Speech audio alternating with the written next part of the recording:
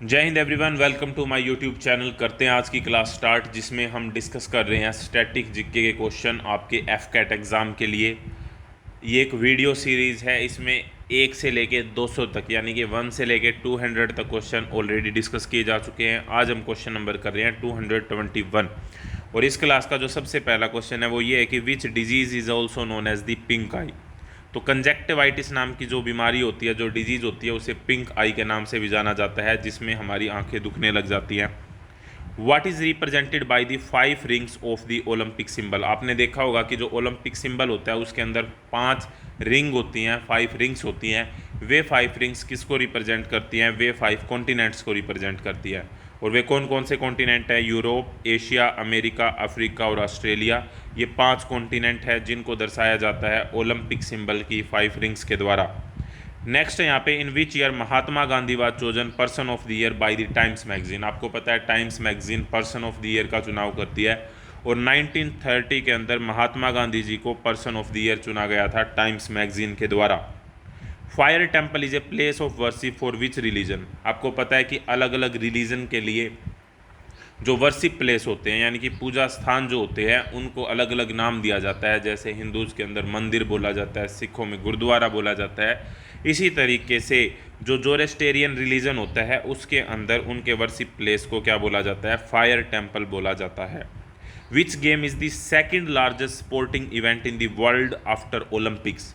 आपको पता है ओलंपिक्स सबसे बड़े खेलों का सम्मेलन होता है, स्पोर्टिंग इवेंट होता है। उसके बाद में जो नंबर आता है वो आता है कॉमनवेल्थ गेम्स का।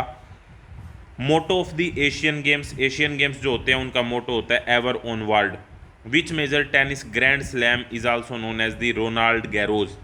4 टोटल ग्रैंड स्लैम होते हैं, आपको पता है, ऑस्ट्रेलियन, फ्रेंच, इस तरीके से करके।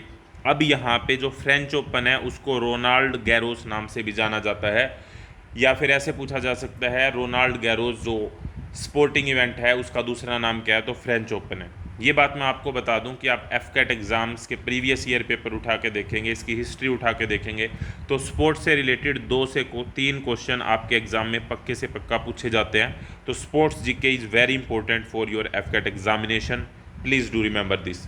विच award is the Asian equivalent of Nobel Prize. Asia का नोबेल किसे कहा जाता है? एक तरीके से ये पूछ रहे हैं कि which prize is known as Asian Nobel. Asia का नोबेल किसे कहा जाता है? तो रेमन मैग्से से जो अवार्ड है उसे एशिया के नोबेल प्राइज से जाना जाता है। जेम्स ऑगस्टस हिक्की किसके लिए जाने जाते हैं? तो फादर ऑफ इंडियन प्रेस अगर पूछा जाए किसे कहा जाता है तो जेम्स ऑगस्टस हिक्की को कहा जाता है। Who was the first recipient of Bharat Ratna award. पहले भारत रत्न अवार्ड रिसिपिएंट कौन थे? तो पहले थे डॉक्टर एस राधाकृष्णन, और इनको मिला था 1954 के अंदर। भारत रत्न आपको पता है सबसे बड़ा सिविलियन अवार्ड है इंडिया के अंदर, सबसे बड़ा सिविलियन अवार्ड है, सर्वोत्तम है एक तरीके से भारत रत्न। नेक्स्ट है, a person who can see distant object clearly but can not see near by object distinctly is suffering from which eye disease. यानी कि ऐसा व्यक्ति जो दूर के जो ऑब्जेक्ट है उनको तो क्लियरली देख सकता है लेकिन पास वालों को नहीं देख सकता, तो ऐसी आई डिजीज को हम बोलते हैं हाइपरमेट्रोपिया। क्या बोलते हैं? हाइपरमेट्रोपिया। फैट सोल्यूबल वाइटामिन कौन से होते हैं? ए, डी, ई और के। और अगर यहाँ पे पूछ लेते कि वाटर सोल्यूबल कौन से होते हैं, दोनों पूछे जा सकते हैं, तो जो बच गए बी और सी। आपको पता है विटामिन कौन कौन से हो गए? ए, बी, सी, डी, ई और के। तो ये विटामिन होते हैं। ये जो हैं 4, ये फैट सोल्यूबल होते हैं। बी और सी क्या होते हैं? वाटर सोल्यूबल विटामिन होते हैं।